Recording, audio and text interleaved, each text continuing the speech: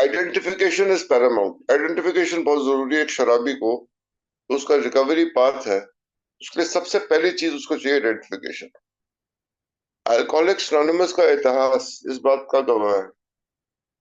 Bill W की recovery तब शुरू हुई जब वो एबी थैचर से मिला।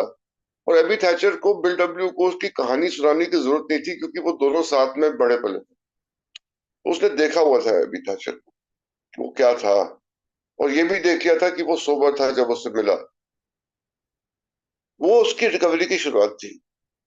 जब बिल डब्ल्यू ने जाके डॉक्टर बॉब को अपनी कहानी सुनाई, डॉक्टर बॉब को जो आइडेंटिफिकेशन मिली, उससे डॉक्टर बॉब की रिकवरी शुरू हुई। जब दोनों ने Bill Dotson Alcoholics Anonymous number 3 से बातचीत करी, जब उससे उनका एक मीटिंग हुई हॉस्पिटल में, वहां से उसकी रिकवरी शुरू हुई। एक अल्कोहलिक की रिकवरी के लिए पहले उसको आइडेंटिफिकेशन चाहिए, और वो आइडेंटिफिकेशन एक अल्कोहलिक की चाहिए, और वो उसकी कहानी के जरिए ही आएगी। बिल डब्ल्यू की कहानी चैप्टर 1 बिग बुक में सबसे पहले इसलिए दिया गया वो, ताकि मैं जब अपने रिकवरी के पाथ पे अगर मैं चलना चाहूँ, तो सबसे पहले मुझे चाहिए एक अल्कोहलिक के साथ आइडेंटिफिकेशन। वो क्या था, उसके साथ क्या हुआ, और उसका सुधार कैसे हुआ फिर, और आज वो किस प्रकार से है। बिल डब्ल्यू की स्टोरी में आइडेंटिफिकेशन, जब मैंने जब पहले बार बुक भी उठाई, मैंने कहा इसके साथ में क्या आइडेंटिफाई करूंगा। ये एक स्टॉक ब्रोकर है, मैं तो स्टॉक ब्रोकर नहीं हूँ। ये तो बैठा हुआ है यूएसए में, मैं तो यहाँ भारत देश का निवासी हूँ। वो उसने लॉ पढ़ी हुई, मैंने तो लॉ नहीं पढ़ी। अ, अ, वो तो विश्व युद्ध में लड़ा था, फर्स्ट वर्ल्ड वॉर में लड़ा था। मैं तो मिलिट्री में कभी नहीं गया। मैं इसके साथ क्या आइडेंटिफिकेशन ढूंढूंगा यार। ये पता नहीं कौन सी विस्की पीता था या कौन सी दारू पीता था, मैं तो नहीं पीता था। आइडेंटिफिकेशन हमको इस स्टोरी से ढूंढनी है कि वो किस प्रकार से सोचता था। जब वो शराब पीता था उसके साथ क्या होता था, जब उसको शराब नहीं मिलती थी तो क्या होता था, जब वो छोड़ने की कोशिश करता था तो कितना लाचार हो जाता था। उसकी बीमारी की, शराबीपन की बीमारी की प्रोग्रेशन कैसे हुई, ये बढ़ती हुई बीमारी है, कैसे बढ़ी उसके साथ। जब उसने छोड़ने की कोशिश करी तो क्या हुआ, और अल्टीमेटली उसने छोड़ी कैसे, और उसके बाद क्या हुआ। इन सब चीजों में कि बिल सोचता कैसे था, बिल करना क्या चाहता था, उसके साथ होता क्या था, उसकी शराबीपन में क्या क्या फेजेस और क्या क्या स्टेजेस आए, क्या क्या पहलू थे उसके सोच विचार के उसके दौरान। यहां मेरे को आइडेंटिफिकेशन ढूंढनी है, और यहां मेरे को आइडेंटिफिकेशन मिली। और इसी कारण बिल स्टोरी जो है वो चैप्टर 1 है, सबसे पहले दिया गया है। और मैंने जब बुक पढ़ी, तो अगर ये स्टोरी नहीं होती तो शायद मैं आगे नहीं पढ़ता। अगर सबसे पहले मेरे को हाउ इट वर्क्स पकड़ा देते, ये पढ़ो, ना मुझे समझ में आता, ना मेरी उसमें दिलचस्पी होती, ना मेरे को उससे उम्मीद मिलती। ये होप, ये आशा जो है, ये एक अल्कोहलिक की कहानी से होती है। इसीलिए मैं बार बार कहता हूँ कि जब एक शराबी दूसरे शराबी से बात करता है तो एक जादू होता है। वो जादू का स्रोत जो है वो है आइडेंटिफिकेशन, वो जो पहचान मुझे मिली। हमने पहले पेज में पढ़ा था कि वो फर्स्ट वर्ल्ड वॉर में, पहले विश्व युद्ध में लड़ने गया था, और 22 साल की बहुत कम आयु में वो वापस आ गया था। लेकिन उसने एक चीज सिद्ध कर दी थी दुनिया को और अपने आप को। और अपने आप को जो सिद्ध किया था वो ज्यादा महत्वपूर्ण, कि वो कुछ हासिल कर सकता है, वो एक परफॉर्मर है। वो किसी काम पे अगर उतारू हो जाए और करना चाहे तो उसको कर सकता है। लेकिन युद्ध खत्म हो गया था, मिलिट्री उसने छोड़ दी थी। अब उसको अपनी जिंदगी का पुनर्निवास करना था, यानी कि एक और करियर की उसको एक खोज थी, जिसमें वो सफलता प्राप्त करे और अपनी बाकी की जिंदगी जो है वो शान शौकत के साथ व्यतीत करे। एक अल्कोहलिक जो है, वो भी जब अल्कोहल कंज्यूम कर रहा हो, यूजिंग पीरियड में हो अपने, उसका ड्रिंकिंग करियर जिसको हम बोलते हैं, he doesn't settle for the ordinary. उसको मीडियोकर या मध्यम या ऑर्डिनरी लाइफ नहीं चाहिए। उसको चाहिए एक उत्तम जिंदगी, सामान्य से परे, और बहुत ज्यादा ऊंची ऊंचाइयों में घूमना चाहता है वो। उसके लिए वो श्रम परिश्रम करने को तैयार है। और अगर मैं आगे पढ़ूं तो यहाँ पे दिखता है bill W on page 2 of the big book, I took a night law course and obtained employment as investigator for the surety company. रात को उसने लॉ का कोर्स किया, तो सिर्फ रात को होता था, देखो टाइम बचाने के लिए, क्योंकि शराबी को सब कुछ जल्दी चाहिए। तो उसने लॉ की पढ़ाई करी रात को, ताकि दिन में वो काम कर सके। उसने काम क्या किया, एक श्योरिटी कंपनी यानी कि इंश्योरेंस कंपनी में investigator, surety company insurance company में सर्वेयर्स होते हैं जो नुकसान का मुआयना करते हैं ताकि वो उस हिसाब से मुआवजा दे सके अपने क्लाइंट्स को। हर कंपनी जो है वो सर्वेयर्स रखती है, हम सबको इस बात की एक अनुभव होगा। अगर गाड़ी का एक्सीडेंट हो जाता है तो कोई आके चेक करता है कि भाई एक्सीडेंट क्या हुआ है, क्या नुकसान हुआ है, और इंश्योरेंस कितने पैसे देगी उस क्लाइंट को। तो उसके लिए आदमी की जरूरत होती है सर्वेयर्स। तो वो एक सर्वेयर था एक इंश्योरेंस कंपनी में। The drive for success was on, बड़ी इंपॉर्टेंट लाइन है, सक्सेस यानी कि उसको सफलता चाहिए, जो वो करेगा उसमें क्या करेगा, वो भी उसका एक स्पष्ट आइडिया था कि मेरे को ये करना है। और ड्राइव, ड्राइव मतलब यहाँ पे ड्राइव बड़ा इंपॉर्टेंट वर्ड है, यानी कि उसके लिए वो सब कुछ करने को तैयार है, मेहनत करने को तैयार है, श्रम करने को तैयार है, किसी भी हद तक जा सकता है, लेकिन उसको सफलता प्राप्त करनी है हर हालत में। I prove to the world I was important, अपने आप को सिद्ध करना एक बात है, उस दुनिया को दिखाना चाहता था वो क्या है। यहीं पे आके मेरे शराबीपन का सबसे बड़ा पहलू जो होता था, तुम जानते नहीं हो मैं कौन हूं, तुम्हें पता नहीं है मैं कौन हूं, अभी तुमको पता नहीं मैं कौन हूं। तो वो जो एक पहलू होता है शराबीपन का, वो यहाँ पे दर्शा रहा है बिल कि I prove to the world. मैं वो ये नहीं, इसलिए नहीं करना चाहता सब कुछ कि वो अपने अपनी तरह आराम से रहे, शादी उसकी हो चुकी थी, अपने परिवार को वो सुख रखे, नहीं, मैं दुनिया को क्या दिखाऊंगा कि मैं कौन हूं। दिखावापन, एक शोशा, showing off, to prove to the world, is more important than proving to himself. I was important. My work took me about Wall Street and little by little I became interested in the market. अब वो ये बता रहे कि wall street के साथ, यानी कि वॉल स्ट्रीट हमें पता है न्यूयॉर्क का शेयर मार्केट है, जैसे बॉम्बे में दलाल स्ट्रीट है, वहाँ वॉल स्ट्रीट, और वॉल स्ट्रीट में सारे शेयर और शेयर बाजार होता था। तो वहाँ उसकी दिलचस्पी बढ़ी और वो मार्केट में उसकी इंटरेस्ट आया। Many people lost money, but some became very rich. Why not I? भाई एक सट्टे बाजार में, शेयर मार्केट में दोनों पहलू होते हैं, कुछ लोग पैसा कमाते हैं, कुछ गवाते हैं, लेकिन वो जो गवाते हैं उनकी तरफ नहीं देख रहा था। वो कह रहा है लोग बहुत ज्यादा पैसा कमा रहे थे, मैं उनमें से बनना चाहिए जो पैसा कमा। अब हकीकत जो थी वो ये थी कि पैसा कमाया भी जा सकता है और गवाया भी जा सकता है, लेकिन एक शराबी सिर्फ एक पॉजिटिव साइड को देखना चाह रहा है। वो अच्छी बात है, लेकिन वो सच्चाई को नकार रहा है कि भैया इसमें ये जोखिम भी है। व्हाई नॉट आई, यानी कि मैं तो विनर ही हूं। एक शराबीपन की सोच कि दूसरे पहलू को या दूसरे उसके एस्पेक्ट को वो देखना ही नहीं चाह रहा। I studied economics and business as well as law. देखो श्रम, देखो उसका कि लॉ तो पढ़ रहा था, साथ में इकोनॉमिक्स और बिजनेस भी पढ़ा, क्योंकि उसको पता था कि उसको अपने एक नए करियर में लॉन्च करना है। मिलिट्री का करियर उसका खत्म हो चुका है, और उसके लिए उसको पता था कि बुनियादी उसको एक शिक्षा की भी जरूरत है, उसके बिना वो सफलता प्राप्त नहीं कर पाएगा। तो लॉ तो कर ही रहा था रात में, साथ में दिन में बिजनेस और इकोनॉमिक्स की पढ़ाई भी कर रहा।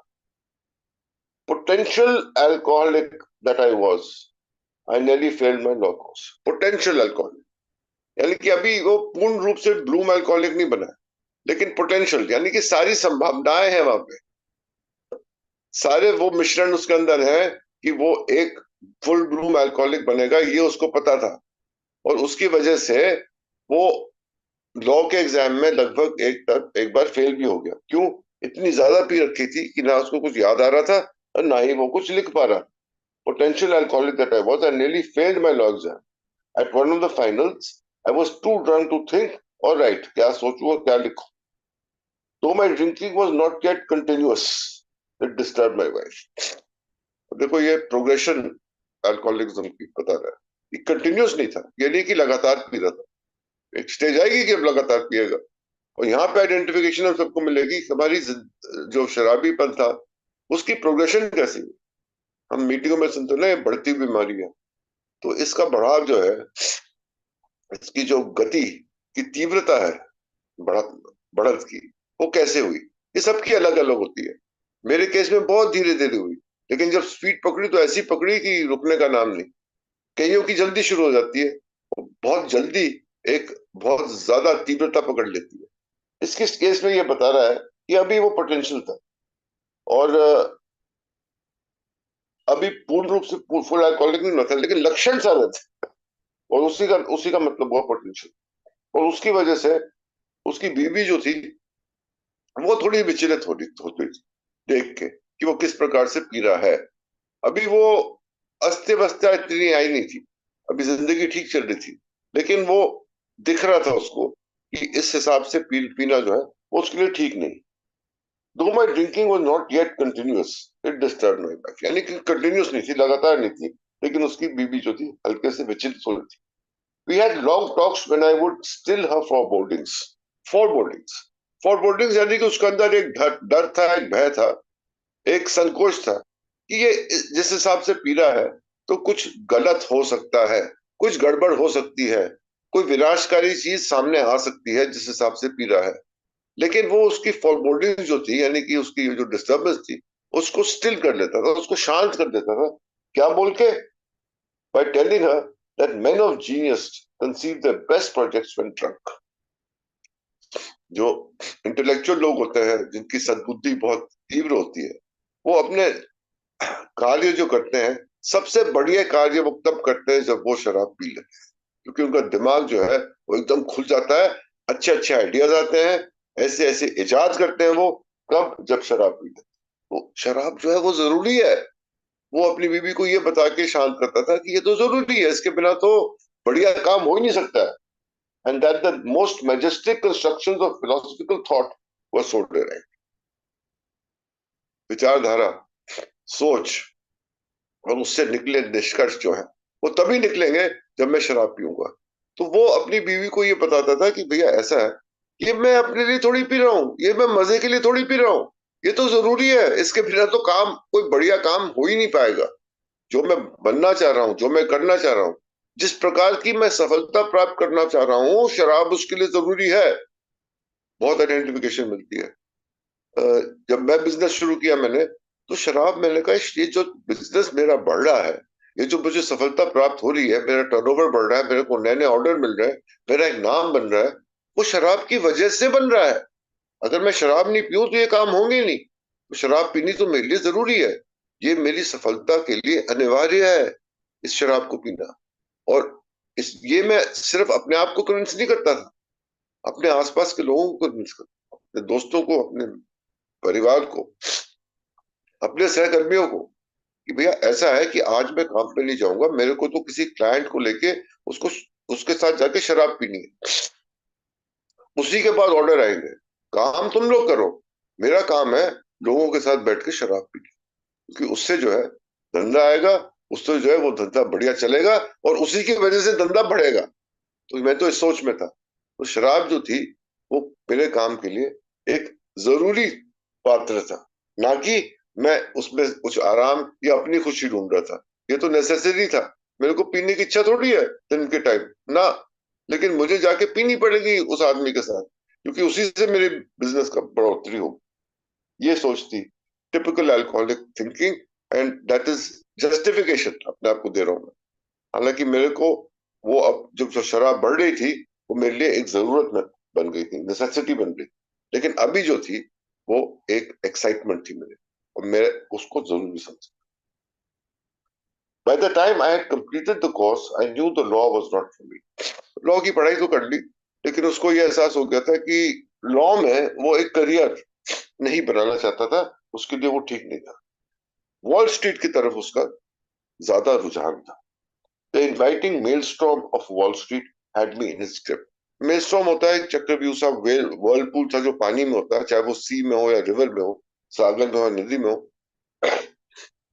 जिसकी तरफ चीजें खिंचती चली जाती है, जो अपने आप, जो चीजों को अपने अपने तरफ खींचता है, आकर्षित करता है। तो ये जो वॉल स्ट्रीट था, उसके लिए एक मेलस्टॉर्म सा बन गया था, और वो उसकी तरफ आकर्षित हो, और उसकी गिरफ्त में आ रहा था, इन इट्स ग्रिप।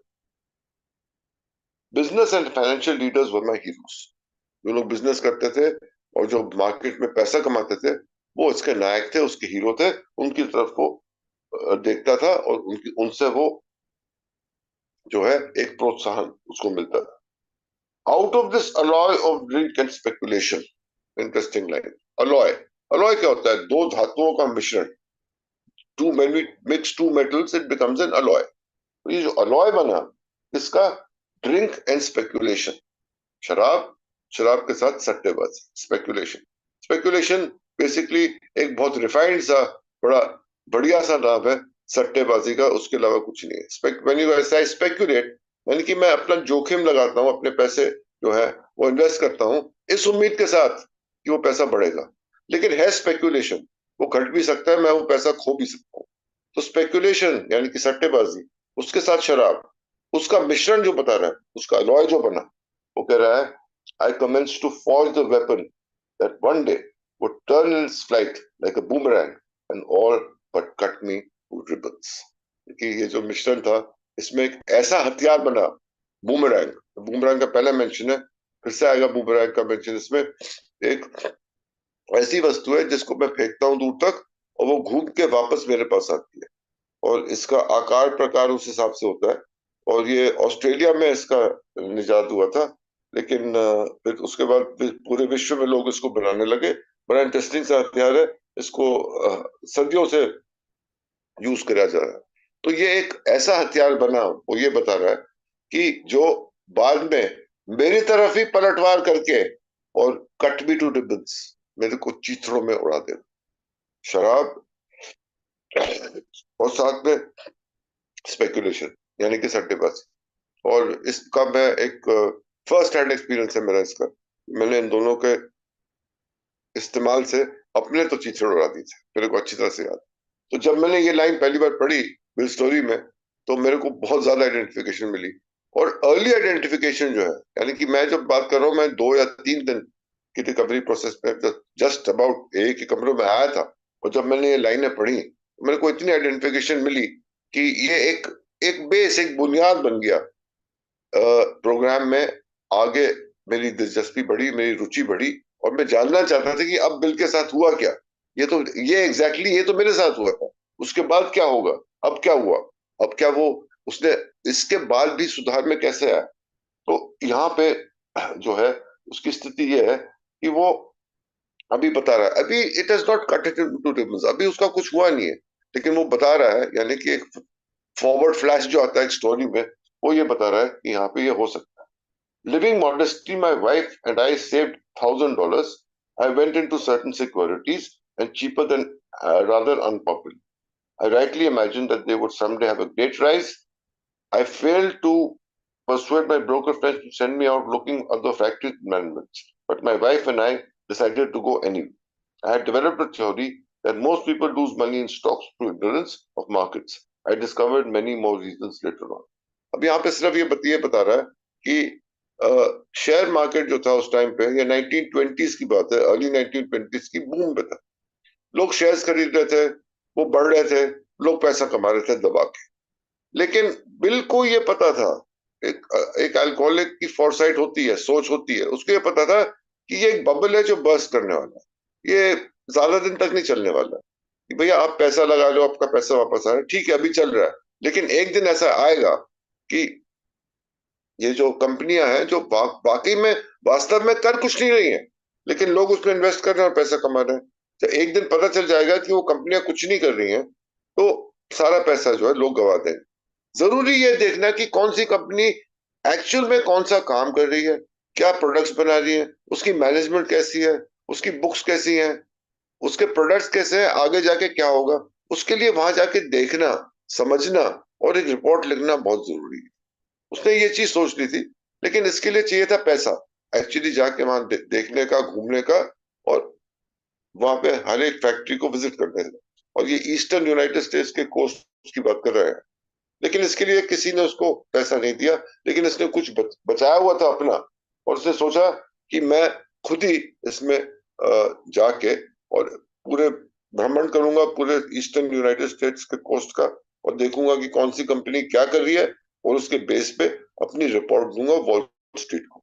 एक अल्कोहलिक जब कुछ सोच लेता है कि उसको वो करना है, तो फिर वो करता ही है। वो उसको मदद नहीं मिली किसी ब्रोकर दोस्त से अपने, इसलिए उसने अपनी सेविंग्स में से जो उसने उसको बचाया हुआ था वो लेके अपनी वाइफ के साथ, देखो बिल डब्ल्यू अभी बहुत यंग है तो ये सब काम वो कर सकता है, मोटरसाइकिल पे सामान लेके निकल जाए, और 1 साल तक उसने वो किया, भ्रमण किया। मैं इसको थोड़ा सा और पढ़ लूंगा before we stop, just to finish the particular part of the story. तो वो कह रहा है कि we gave up our positions and off we rode on a motorcycle, the side car stuffed with 10 blankets, change of clothes and 3 huge volumes of financial reference services। किताबें लेके अपने finance की, साथ में अपने कपड़े, टेंट, कंबल, सब कुछ लेके वो निकला। और उनके दोस्तों ने कहा फ्रेंच थॉट अ यूनिसी कमीशन शुड बी अपॉइंटेड। क्या पागलपंती कर रहा है बिल डब्ल्यू यार, ये पागल हो गया। लेकिन perhaps they were right. I had some success at speculation, and so we had little money. But once we worked on a farm for a month to avoid drawing on a small cap, पैसा था, निकल गया वो। और 1 साल तक, जैसे मैंने कहा, उसने भ्रमण किया पूरे यूनाइटेड स्टेट्स के ईस्टर्न कोस्ट का। कहते हैं कि 100 से ज्यादा फैक्ट्रियों में वो गया उनका कामकाज देखने के लिए। और एक बार वो कह रहा है कि छोटे से एक खेत में भी काम किया ताकि वहां पे कुछ पैसा कमा सके, ताकि जो पैसा लेके चला था उसमें से कुछ बचा रहे। That was the last honest manual labor on my part for many a day. We covered the whole eastern United States in a year, एक साल. At the end of it, my reports to Wall Street procured me a position there and the use of a large expense account. अब देखो, जो उसने काम किया, जो परिश्रम किया, मेहनत करी, जो रिपोर्ट्स बनाए, उसकी सराहना हुई। They were recognized in Wall Street. और उसकी बुनियाद पे उसको वहां पे एक नौकरी मिली, और वहां पे उसको एक एक्सपेंस अकाउंट मिला। यानी कि एक्सपेंस अकाउंट यहाँ पे मतलब ये हुआ कि वो खर्चा कर सकता था खाने पीने में, घूमने में, लोगों को एंटरटेन करने में, और वो पैसा उसको रियम्बर्स हो जाता था सारा। तो उसको एक यहाँ पे उस अपना एक वजूद जो था वो वहां पे ये एस्टेब्लिश करना, स्थापित करना था अपने आप। और स्थापित कैसे किया उसने? एक नया काम कर, अपनी मेहनत, परिश्रम से 1 साल घूमा है ईस्टर्न यूनाइटेड स्टेट्स, और उसके बाद उसको ये सफलता प्राप्त। The exercise of an option brought in more money, leaving us with a profit of several $1,000s for that year. Several $1,000s for a year profit, बहुत बड़ी बात होती है। उस टाइम जो डॉलर का रेट था और उस टाइम जो इकोनॉमी की सिचुएशन थी, तो ये बहुत बड़ी उसकी, काफी ज्यादा इसकी ये आमदनी उससे हुई थी। और एक्सरसाइज ऑफ एन ऑप्शन, यानी कि तनख्वाह तो मिल ही रही है, साथ साथ इन्वेस्टमेंट करने की भी उसको मौके मिल रहे थे सस्ते में। ये होगा एक्सरसाइजिंग एन ऑप्शन, उससे भी उसको फायदा हुआ। और वो ये बता रहा है कि कई $1,000 का उसको उस टाइम फायदा हुआ। तो यहाँ पे मैं एक बारी रुकूंगा, क्योंकि यहाँ पे वो ये स्टेज बता रहा है कि अभी बिल डब्ल्यू ठीक चल रहा है, शराब उसकी जिंदगी में है, लेकिन इस हद तक नहीं है कि वो उसको डिस्टर्ब कर रही हो या अस्त व्यवस्था उसकी जिंदगी में आ गई हो। He is settling down and he is, the drive for success was on. और वो जो हिसाब से काम कर रहा है और सफलता प्राप्त कर रहा है, तो ये पहला फेज है। और वो ये सोच रहा है कि मैं जो शराब पी रहा हूँ और पिला रहा हूँ लोगों को, उनके साथ बैठ के पी रहा हूँ, उसकी वजह से ये हो रहा है। तो ये पहला फेज है उसके अल्कोहलिक प्रोग्रेशन का, तो उसने यहाँ पे दर्शाया। तो मेरे ख्याल से हम थोड़ी सी हल्की स्पीड में ही चलेंगे इसको पढ़ते हुए, और इस पर्टिकुलर सेक्शन के बारे में किसी का कुछ सवाल हो, I be happy to address it. और इसमें यहाँ तक हम पहुंचेंगे। कल से हम पढ़ेंगे नेक्स्ट टाइम से कि उसके बाद we can make a note of it, second paragraph of page 3 will start for the next session, in which we'll find out for the next few years fortune through money and applause my way, कैसे वो establish हो रहा है, और शोहरत, recognition, पहचान जो उसको मिल रही है, और और शराब उसकी जिंदगी में क्या काम कर रही है वो पता चले। That's it for today. Thank you Rohit, back to you. Thank you Atul ji, thanks for reading this paragraph. और अब मैं राजेश जी से रिक्वेस्ट करूंगा इन पैराग्राफ्स में जो हिस्ट्री है उसके ऊपर थोड़ा सा लाइट डालें। राजेश जी आइए। जी धन्यवाद सर। मेरा नाम दिव्येश है, मैं शराबी हूँ। गौतम जी बहुत बहुत धन्यवाद और thank you so much Atul ji, बहुत ही बढ़िया। हाँ यार, अल्कोहलिक एंड मिसेस की ये बिग बुक में हर लाइन में हिस्ट्री है भाई। एसिड, बड़े बड़े सपने ले रहा था बिल, छोटी नौकरी करनी नहीं, बड़ी मिलनी नहीं, हाल खराब। और भाई साहब वो करेगा भी कैसे यार? 21 साल का बच्चा, जो आदमी फौज में होके सेकंड लेफ्टिनेंट की नौकरी करके कमांड दे के वापस आ गया, वो कहाँ से छोटी नौकरी करेगा? और यहाँ पर इनकी शादी भी हुई। लुई 4.5 साल बड़ी थी बिल से, लगभग। तो 4 साल बड़ी थी वाइफ, और उन्होंने बोला कि बाद में जब मेरा ड्रिंकिंग बढ़ा ना, तो माँ की भूमिका में रही, पत्नी की कम और माँ की भूमिका में ही ज्यादा है लुइस जो है वो रही। अब यहाँ पर नौकरी मिल नहीं रही है, और पहली नौकरी बिल डब्ल्यू ने अपने ससुर, इनके ससुर का नाम था डॉक्टर क्लार्क ब्रैनहम, और उन्होंने अपने बेटे को, मतलब बिल साहब के साले को, साहब को बोला। उनका नाम था CYJONES, जोन्स, सही जोन्स। और new York central rail road पे इंश्योरेंस डिपार्टमेंट में क्लर्क की एक छोटी सी नौकरी जो है वो इनको मिली। अब जो आदमी सेकंड लेफ्टिनेंट बन के आया हो, छोटी सी क्लर्क की नौकरी, इस प्रकार का काम करा नहीं, और मतलब वो वेरी बैड बुक कीपर लिखा है BW ने, और उस तरीके से हो रहा था भाई साहब, और उन्होंने निकाल दिया। अब ये जो आई हैड प्रूव्ड वर्ड है ना, ये बेसिकली अपने साले और पत्नी को और पूरी दुनिया को, I had prove to the world I was important. अबे भैया, मेरे जैसे आदमी को निकाल दिया, मेरे जैसे आदमी को। और दूसरी नौकरी, जैसे अतुल जी ने बोला हो, बिल्कुल सही। दूसरी नौकरी इन्होंने फिर वो investing in financial criminal, financial में जो क्राइम प्रूव करके चले जाते हैं, उस कंपनी में करी दूसरी जॉब। अब यहाँ पर एक और बड़ी इंटरेस्टिंग बात है कि बिल डब्ल्यू ने, मतलब जब वो ला कर रहे थे, ला का भी वो उनका वो बीच में रह गया था वो, ला जो बिल डब्ल्यू ने करी थी, करने लगे, और 3 साल तक ला की स्टडी करी। वैसे अब डिप्लोमा के लिए जरूरी था कि वो फाइनल एग्जाम में बैठे, वो हालत इतनी खराब थी, लेकिन पास हो गए थे। पास होने के बाद डिप्लोमा बिल डब्ल्यू के बाद में अल्कोहलिक एनालिसिस के बताते हैं कि जी वो आर्काइव के लिए उनको जरूरी लगा था, तो लेके आए थे ब्रुकलिन लॉ स्कूल में ही पढ़ा रहा। इनके किसी काम नहीं आया, लेकिन एक के काम आया वो अल्कोहलिक एनालिसिस के, जो हमारा ट्रस्ट बना था 1950 में, बीडब्ल्यू ने दोबारा वो ही स्टडी करी थी भाई साहब, 48 से 51 तक। तब जाके वो फिर वो ये जो कॉन्फ्रेंस वगैरह और इस तरीके से वो बनानी है, वो बहुत उपयोग हुआ। बीडब्ल्यू के किसी काम नहीं आया ये ला की पढ़ाई, लेकिन एक एक काम बता। और फिर उसके बाद आते हैं जी कि बीडब्ल्यू ने नौकरियां तो कर रहा है, बाकी चीजें हो रही हैं, और मेन चीज जो कीड़ा था ना, वो था जो इन्होंने पिछले मतलब पेज नंबर 1 पे भी बोला कि वो फाइनेंशियल और उस जगत के जो लोग हैं वो हीरो थे इसके माइंड में। वॉल स्ट्रीट का कीड़ा वहां से जाग गया, और फिर लगे करने भाई साहब उस चीज में, उस तरफ काम लगे करने। उससे पहले एक बड़ा इंटरेस्टिंग बात है कि थॉमस एडिसन के यहाँ बीडब्ल्यू की सिलेक्शन हो गई थी भाई साहब, एज ए लवर ट्रेड।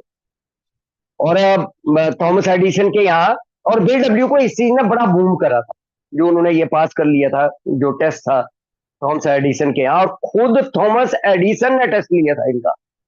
बड़ा प्यारा जिक्र करा हुआ है पास टाउन में भी, एक हम दो फेज में भी, दो बुक में बड़ा प्यारा जिक्र करा हुआ है कि किस प्रकार से, और थॉमस एडिसन के बारे में बताया कि किस प्रकार से उनकी पर्सनैलिटी थी, और किस प्रकार से उन्होंने प्रश्न, उल्टे उल्टे से प्रश्न, मतलब साइंस से संबंधित कोई प्रश्न ही नहीं था, 286 क्वेश्चन थे, और उनमें बहुत ही कम प्रश्न जो है वो साइंस से संबंधित थे।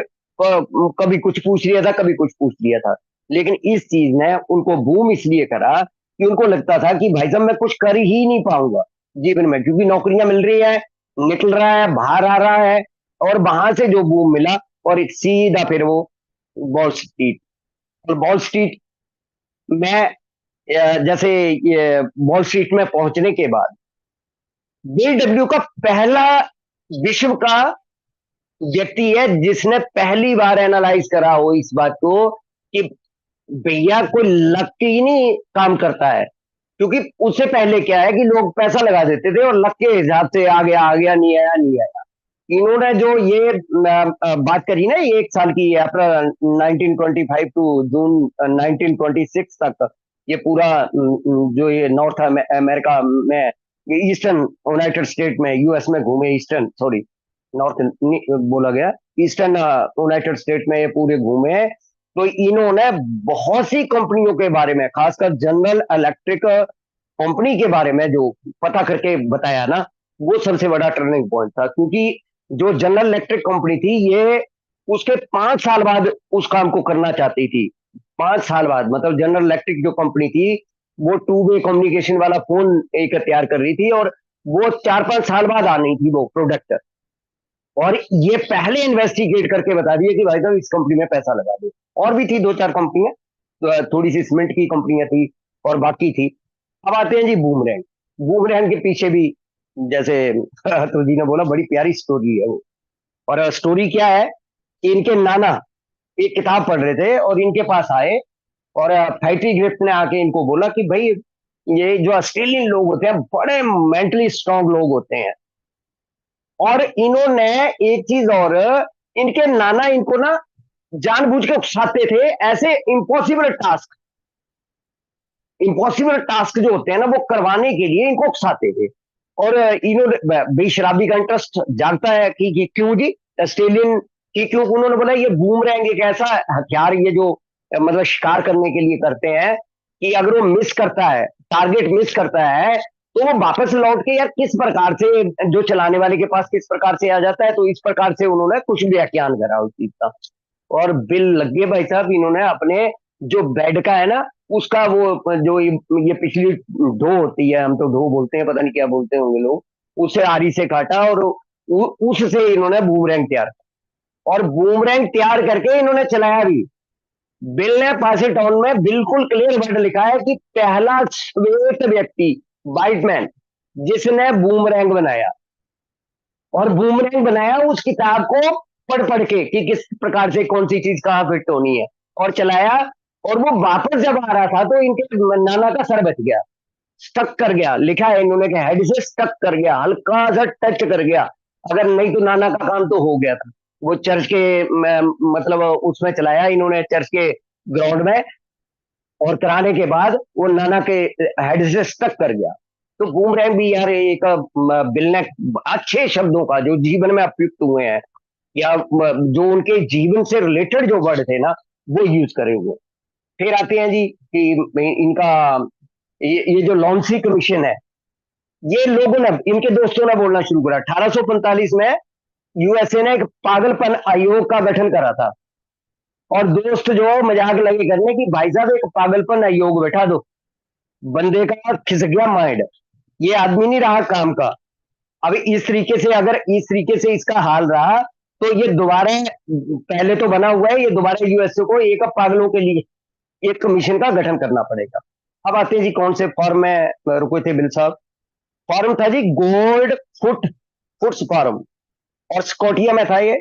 गए भी सबसे पहली यात्रा जो है, जो पहला पड़ाव था इनका यात्रा का, वो जब वो पत्नी के साथ, देखो कितने डेयरिंग यार, कि वहां मतलब दाल रोटी चल पड़ी थी इनकी, पैसा लग पड़े थे कमाने, लेकिन वो पत्नी के साथ, अच्छा दोनों की अलग अलग, दोनों की मंशा अलग। पत्नी चाहती थी कि न्यूयॉर्क से के दोस्तों से इसको दूर ले जाया जाए, ये शराब छोड़ दे। बिल की मंशा थी, मतलब ये लुइस की मंशा थी, कि दोस्तों से अलग करके इसको कहीं ले जाया जाए। और बिल साहब की मंशा थी कि मेरे को इन्वेस्टिगेट करना है कंपनी में जाकर। और इस फॉर्म में इन्होंने कुछ टाइम तक और इस फॉर्म का एक और इतिहास क्या था, इस फॉर्म की दीवार, इस फॉर्म में नौकरी करने के पीछे बिल की एक ही मंशा थी कि जनरल इलेक्ट्रिक जो कंपनी थी, जो रेडियो था, उसकी रिसर्च लेबोरेटरी बिल्कुल दीवार के साथ दीवार थी।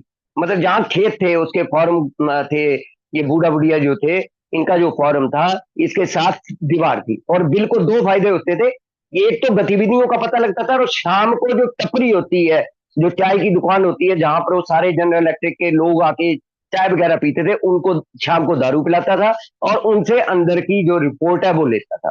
क्योंकि डायरेक्ट रिपोर्ट इसे किसी कंपनी से नहीं मिली। इन्होंने जाकर, हालांकि झूठ बोलकर पता करने की कोशिश करी कि जी मैं शेयर होल्डर हूँ, तो मुझे कंपनी के बारे में बताइए, किसी कंपनी ने उस तरीके से इनको बताने की कोशिश नहीं करी। तो इसमें भी बिल ने जो है, और दूसरी चीज जो इनको यहाँ पर जो इन्होंने बोला है, लास्ट में ओपोजिशन मिली, एक बंदा इनकी पत्नी लुइस के की फ्रेंड थी, फ्रेंड क्या कजन भी थी, फ्रेंड भी थी, उनके पति का नाम था फ्रैंक शाह। लास्ट तक बिग बुक में चलेगा वो, मतलब 164 पन्नों में कई बार उस आदमी के साथ तसर होगी, बाद में तो बहुत हुई थी। इस आदमी को भाई साहब, मतलब करोड़ों डॉलर बोलूंगा मैं, लाखों नहीं बोलूंगा, मतलब इतना बड़ा आदमी बना दिया बीडब्ल्यू ने इस आदमी को कि वो वहां से व्यूज दे रहा था, ये शेयर खरीद रहा था, क्योंकि उसके पास मोटा पैसा था, वो पैसा भी पत्नी का था, वो पैसा इन्वेस्ट करता था। उस आदमी ने वॉल स्ट्रीट में बोल के पहले तो इसकी मतलब रेड कारपेट बिछा इसके लिए, एक बढ़िया सी पोजीशन मिली, नौकरी मिली, एक बढ़िया पैकेज मिला, गाड़ी मिली, बंगला मिली। यहाँ पर आकर बिल जो है वो जो वो प्राप्त करना चाहता था ना, वो सामने वाले पेजों में, वो भाई यहाँ पर आकर थोड़ा सा क्या है कि मेरे को जल्दी से लेना पड़ता है यार, हिस्ट्री ज्यादा है। धन्यवाद।